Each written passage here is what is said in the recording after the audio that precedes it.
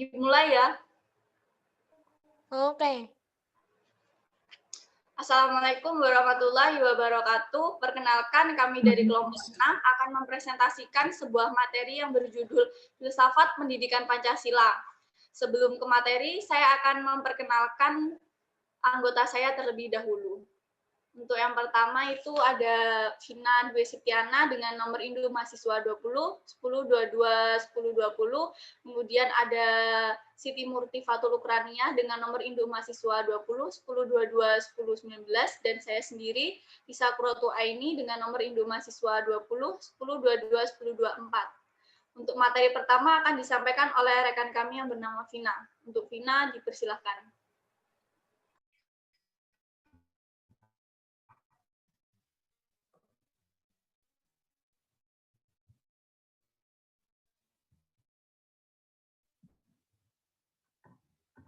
Nah, yang pertama, menggunakan terjemahan dari istilah Sofia yang berasal dari bahasa Yunani, yang secara etimologis berasal dari kata philos atau phile. Yang hal ini ditentukan bahwa kata sendiri itu merupakan suatu analisis filsafat terhadap pendidikan. Jadi, di sini itu filsafat merupakan teori umum dan landasan dari semua pemikiran mengenai pendidikan. Untuk filsafat pendidikan Pancasila sendiri, itu merupakan sarana untuk mewariskan ideologi bangsa kepada generasi selanjutnya. Filsafat pendidikan Pancasila, sistem nasional.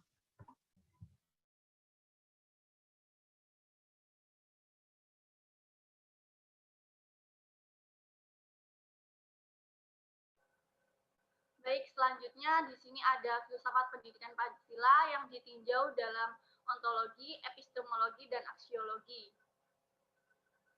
Filsafat ilmu adalah pemikiran reflektif terhadap persoalan-persoalan mengenai segala hal yang menyangkut landasan ilmu maupun hubungan ilmu dalam segala segi kehidupan manusia. Di sini ada 3 ya. Yang pertama itu ada landasan ontologi. Landasan ontologi itu Pancasila pada hakikatnya itu sebuah sistem nilai atau prinsip yang mendasari bentuk negara Indonesia. Secara ontologi, penyelidikan Pancasila sebagai filsafat ini dimaksudkan sebagai upaya untuk mengetahui hakikat dasar dari sila-sila Pancasila. Dan yang kedua ada epistemologis. Dasar epistemologis Pancasila ini pada hakikatnya tidak dapat dipisahkan dengan dasar ontologisnya. Jadi dasar epistemologi ini sangat berkaitan erat dengan konsep dasarnya tentang hakikat manusia. Secara epistemologis, kajian Pancasila sebagai filsafat dimaksudkan sebagai upaya untuk mencari hakikat Pancasila sebagai suatu sistem pengetahuan. Dan yang terakhir ada landasan aksiologi. Pancasila mengandung arti bahwa kita membahas tentang filsafat nilai Pancasila. Secara aksiologis, bangsa Indonesia merupakan pendukung nilai-nilai Pancasila, nilai ketuhanan, kemanusiaan, persatuan, kerakyatan, serta keadilan sosial. Jadi pada ininya itu kalau ontologi menjelaskan tentang hakikat keberadaan atau fenomena apa yang ingin diketahui oleh manusia. Sedangkan epistemologi mempelajari bagaimana cara memperoleh pengetahuan tentang fenomena, dan aksiologi itu menjelaskan mengenai guna atau fungsi dari pengetahuan yang diperoleh. Selain itu, ada juga kata ideologi Pancasila. Yang pertama ada nilai dasar. Artinya nilai atau norma dasar Pancasila ini merupakan wujud dari isi arti Pancasila yang abstrak, umum, dan universal. Bersifat tidak berubah, tidak terikat dengan tempat dan waktu. Nilai dasar ini berbentuk kaidah-kaidah yang menyangkut eksistensi negara, cita-cita, tujuan, tatanan dasar, dan ciri khasnya. Yang kedua ada nilai instrumental. Nilai instrumental ini adalah nilai yang menjadi sarana untuk mewujudkan nilai dasar. Jadi nilai instrumental ini merupakan wujud dari arti Pancasila yang umum dan kolektif.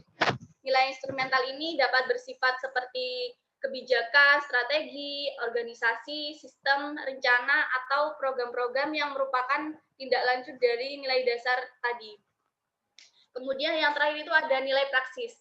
Nilai praksis ini merupakan wujud dari isi arti Pancasila yang khusus dan konkret. Nilai praksis adalah wahana pelaksanaan nilai dasar dan nilai instrumental secara nyata dan sesungguhnya.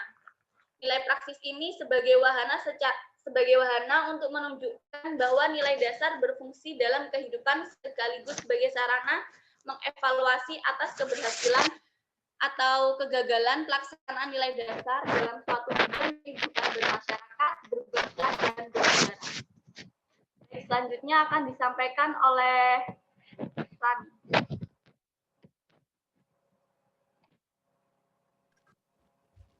Baik, selanjutnya saya akan menjelaskan tentang hubungan Pancasila dengan sistem pendidikan yang ditinjau dari filsafat pendidikan. Nah, Pancasila ini kan memegang fungsi dalam hidup dan kehidupan bangsa negara Indonesia. Jadi, Pancasila tidak hanya sebagai dasar negara Indonesia, tetapi juga alat pemersatu bangsa. Nah, dari sini kita ketahui bahwa Pancasila yang merupakan dasar negara itulah yang membedakannya dengan bangsa atau negara lain.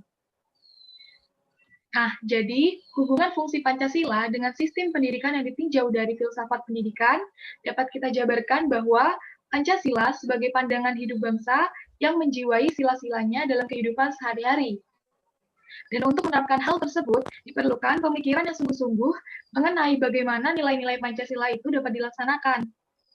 Dan nilai Pancasila itu harus ditanamkan pada peserta didik melalui penyelenggaraan pendidikan nasional. Karena cita dan karsa bangsa Indonesia diusahakan secara melembaga dalam sistem pendidikan nasional yang bertumpu dan dijiwai oleh suatu keyakinan, pandangan hidup, dan filosofi tertentu. Nah, teman-teman, filsafat pendidikan Indonesia ini berakar pada nilai-nilai budaya yang terkandung dalam Pancasila. Nilai-nilai tersebut yang harus ditanamkan pada peserta didik melalui penyelenggaraan pendidikan nasional dalam semua level dan jenis pendidikan. Jadi ada dua pandangan yang menurut Jumali dan kawan-kawan perlu dipertimbangkan dalam menentukan landasan filosofis pendidikan nasional. Yang pertama ada pandangan tentang manusia Indonesia, yang kedua ada pandangan tentang pendidikan nasional itu sendiri. Untuk selanjutnya, alasan Pancasila dijadikan pendidikan Indonesia. Alasan Pancasila dijadikan filsafat pendidikan Indonesia. Mohon maaf. Jadi, seperti yang telah kita ketahui bahwa Pancasila adalah dasar negara Indonesia yang merupakan fungsi utama dari segi materinya yang digali dari pandangan hidup dan kepribadian bangsa. Nah, Pancasila sebagai pandangan hidup, pegangan hidup, dan petunjuk hidup, bangsa Indonesia yang menjiwai dalam sistem pendidikan nasional Indonesia, dengan kata lain, bila dihubungkan Pancasila dengan kenyataan yang ada dalam sistem pendidikan nasional tidak dapat dipisahkan, karena pendidikan nasional itu dasarnya ya adalah Pancasila. Jadi, hal itulah yang merupakan alasan mengapa Pancasila dijadikan sebagai filsafat pendidikan Indonesia. Nah, negara Indonesia ini ingin mewujudkan bangsa Indonesia yang pintar dan bermoral, juga didasarkan pada aspek-aspek nilai Pancasila. Maka dari itu, semua tingkah laku dan tindak tanduk perbuatan manusia di Indonesia harus dijiwai dari semua sila-sila Pancasila. Untuk selanjutnya akan dijelaskan oleh Vina.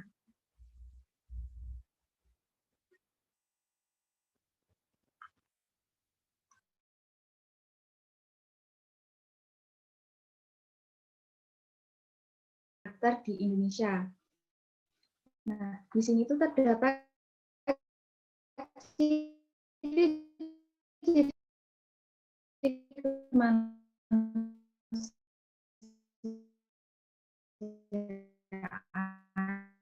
jika dihubungkan dengan Pancasila. Integrasi sebagai masyarakat mengakui hak asasi seutuhnya manusia, ataupun seperti kayak keutuhan antara manusia sebagai individu dan makhluk sosial. Begitu. Yang kedua ada etis. Pancasila itu merupakan kualifikasi etis. Maksudnya kualifikasi etis itu bagaimana?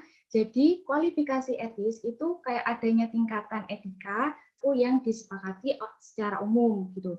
Jadi Pancasila di sini juga mengakui keunikan subjektivitas manusia yang berarti menjunjung tinggi kebebasan.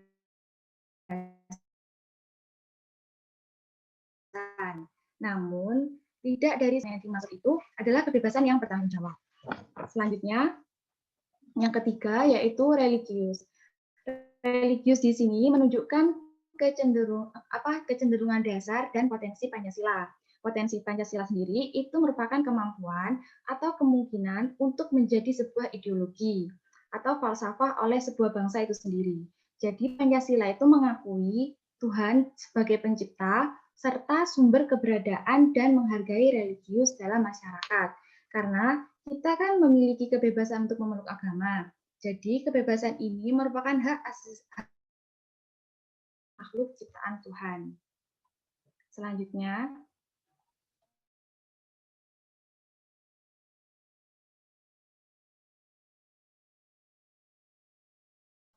baik, yang terakhir ini ada prinsip-prinsip filsafat.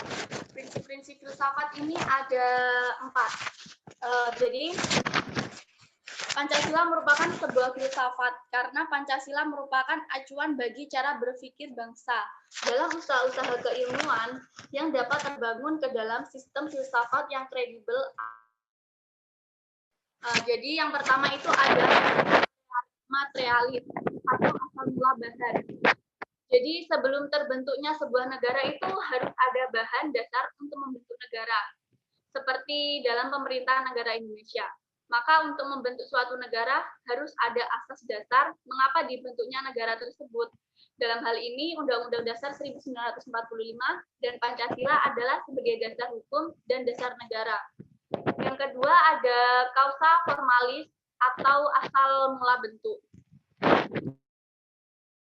Bangun suatu hal yang diadakan, seperti Pancasila sebagai ideologi sebuah negara yang merujuk pada bagaimana proses Pancasila itu dirumuskan menjadi Pancasila yang terkandung pada pembukaan Undang-Undang Dasar 1945 yang bermula pada bentuk pidato Insinyur Soekarno, kemudian dibahas dalam sidang BPUPKI, khususnya mengenai bentuk rumusan dan nama. Dan yang ketiga ada kausa efisiensi atau asal mula karya untuk menjadikan suatu hal yang menjadi nyata. Seperti menjadikan Pancasila dari calon ideologi negara menjadi ideologi negara adalah PPKI yang berperan sebagai pembentuk negara. Sebagai pemegang kuasa pembentuk negara, PPKI mengesahkan Pancasila menjadi ideologi negara yang sah setelah melalui pembahasan yang panjang pada sidang-sidang BPUPKI. Dan yang terakhir itu ada kausa finalis atau asal mula tujuan, yaitu untuk apa sih hal itu diadakan, untuk apa tujuan dari pemerintah itu ada. Jadi sebelum membentuk suatu pemerintahan Indonesia yang baik, dasarnya itu adalah Undang-Undang Dasar 1945 dan Pancasila. Tujuannya untuk apa sih? Yaitu tujuannya untuk mensejahterakan dan memakmurkan rakyat sesuai asas keadilan dan kemanusiaan. Pancasila dirumuskan sebagai dasar kehidupan rakyat Indonesia. Maka dari itu, pelaksanaan hukum di negara ini harus dilihat pada dasar hukum yuridis kita, yaitu Undang-Undang Dasar 1945, agar mampu menciptakan pemerintahan yang baik sesuai Undang-Undang Dasar 1945. Selain itu, ada pula inti atau esensi sila-sila Pancasila. Yang pertama itu ada ketuhanan, yaitu sebagai kausa prima. Yang kedua ada kemanusiaan, yaitu makhluk individu dan makhluk sosial. Yang ketiga kesatuan, kesatuan yang memiliki kepribadian. Dan yang empat kerakyatan, yaitu unsur mutlak negara yang harus bekerja sama dan gotong royong. Dan terakhir keadilan, yaitu memberikan keadilan kepada diri sendiri dan orang lain yang menjadi haknya. Baik, mungkin itu yang dapat kami sampaikan. Mungkin ada pertanyaan dari teman-teman.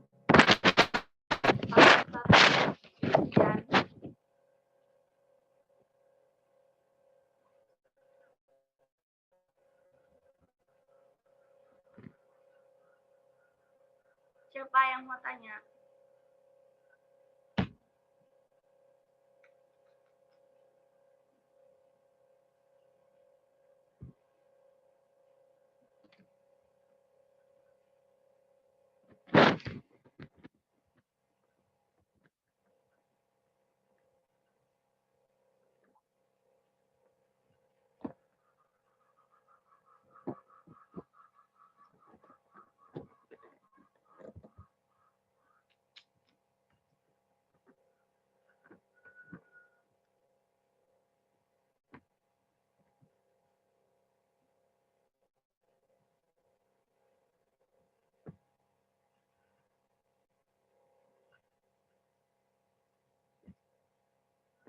kayak nggak ada yang tanya ta 1, 2, 3 kayak gitu.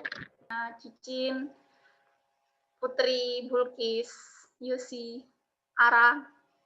Kayak aku manggil satu-satu. Yuk, siapa yang mau tanya?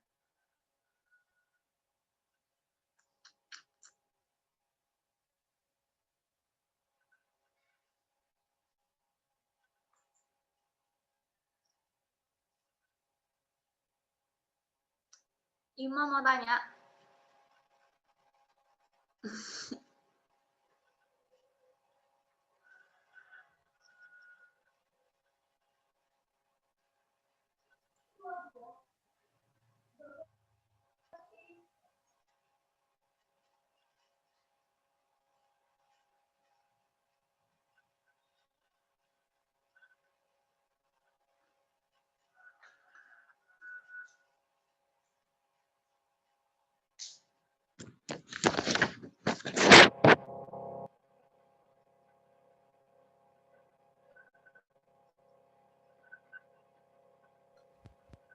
Silakan Kak yang mau tanya. Tanya apa aja udah.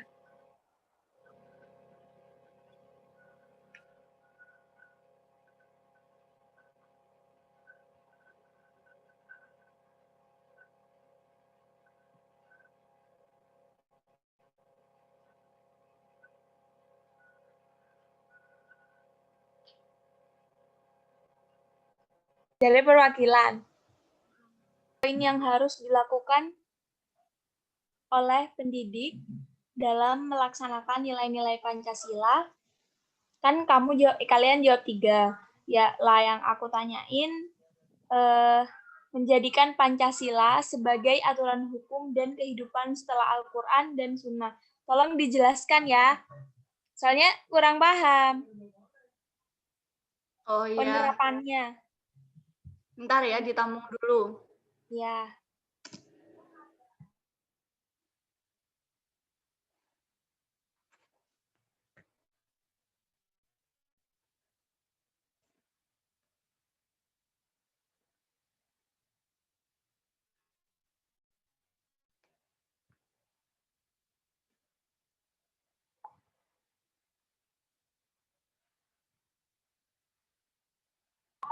Saya mau bertanya. Ya, mau tanya apa? Lisa. Yang di filsafat ilmu dan relevansinya, Relevansinya. iya, dengan nilai-nilai Pancasila itu kan ada 3 landasan. Landasan ontologi, epistemologi, dan aksiologi. Nah, apakah ketiga-tiganya itu saling berkaitan? Terima kasih.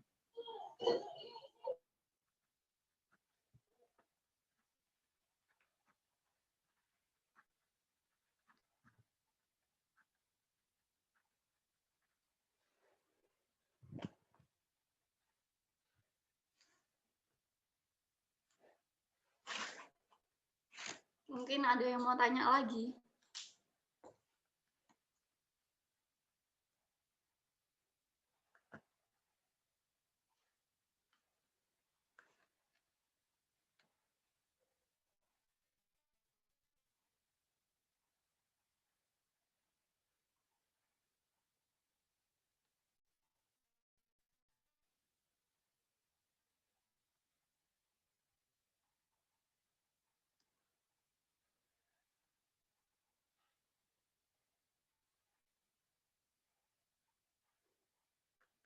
Udah nggak ada yang mau tanya lagi.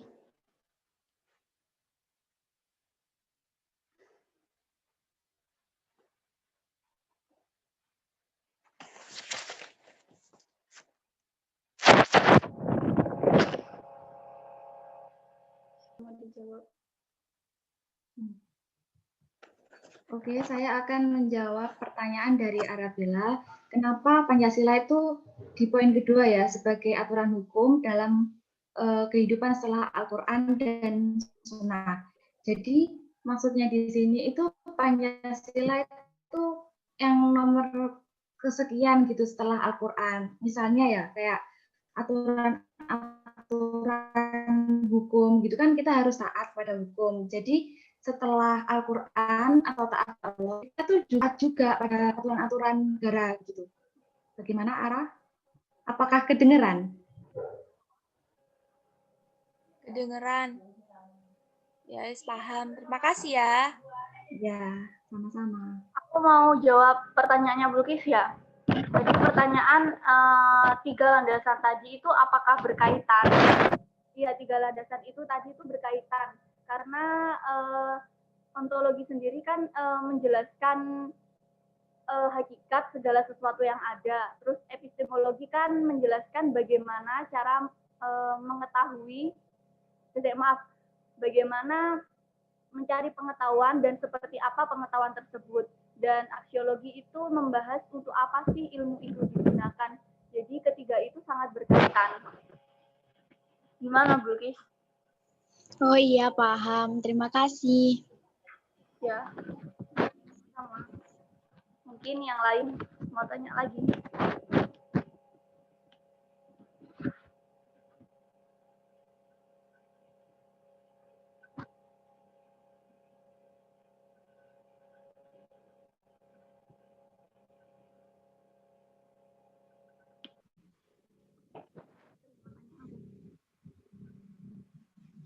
Apa pentingnya kita mempelajari filsafat Pancasila? Dan apa yang terjadi jika tidak ada filsafat Pancasila? Makasih, ditabung dulu ya. Ya.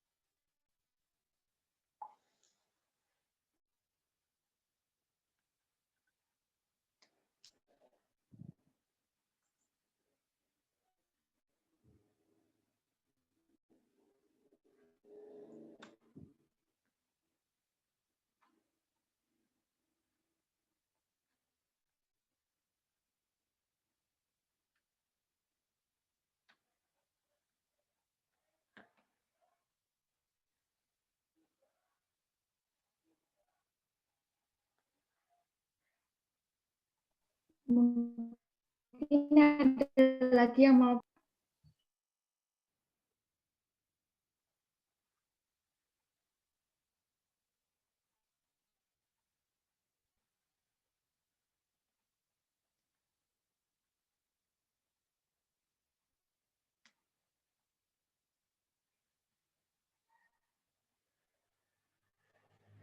Baik, ada pertanyaan dari Marcelia. Itu dia bertanya, pelaksanaan Pancasila dalam pendidikan berkarakter di Indonesia itu sudah berjalan dengan baik atau belum? Jadi saya tampung juga ya. Terima kasih.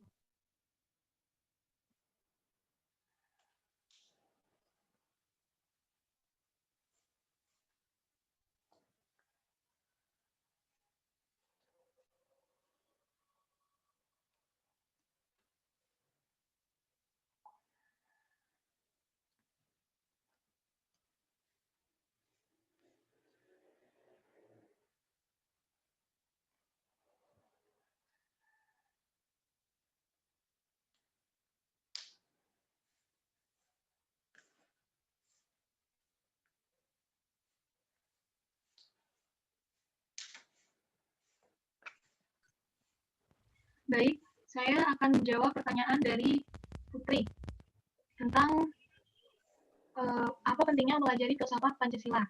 Nah, pentingnya kita mempelajari filsafat Pancasila itu dengan bertujuan untuk membentuk kepribadian yang seimbang, yaitu keseimbangan dengan unsur intelektual jasmani dan rohani. Dan juga untuk membentuk manusia yang berjiwa Pancasila, sejati yang taat kepada Tuhan Yang Maha Esa, menjunjung keadilan dan memiliki kejujuran serta tanggung jawab. Dan lagi untuk menumbuhkan wawasan berpikir integralistik dan menjunjung tinggi nilai filosofis dari Pancasila, serta mampu menerapkan metode ilmiah mempelajari norma-norma atau kaidah dan nilai-nilai dari Pancasila.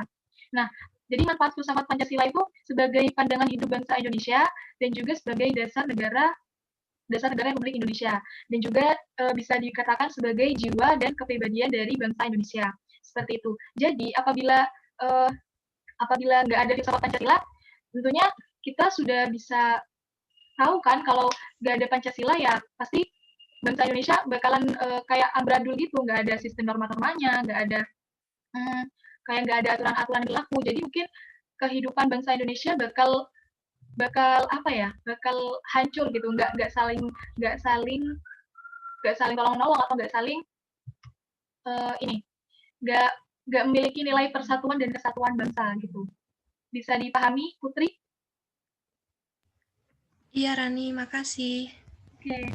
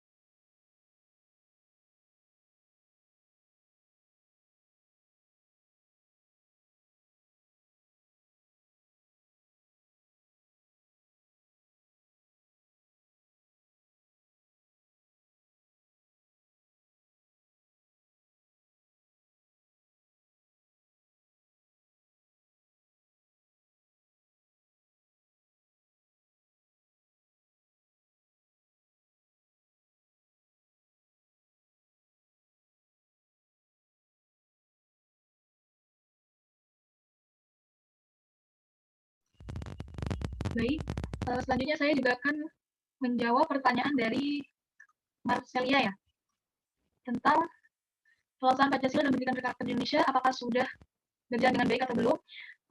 Menurut saya belum, karena sekarang itu masih aja ada orang-orang yang tidak taat norma, tidak taat aturan, jadi itu masih banyak tindak-tindak kekerasan gitu. Jadi sistem pendidikan berkarakter ini memang perlu diterapkan di Indonesia agar bisa terciptanya bangsa Indonesia yang hidup dengan damai. Seperti itu.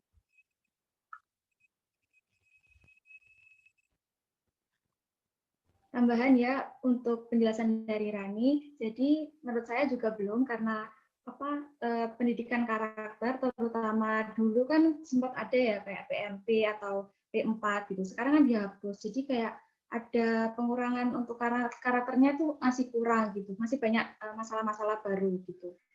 Gimana? Siapa tadi yang bertanya ya? Marcel, yang tanya tadi Marcel. Marcelia ya? Iya, Marcelia. Apakah bisa dipahami? Iya, terima kasih ya. Iya. Udah ini ya, nggak ada yang tanya. Soalnya waktunya tinggal 3 menit 53 detik.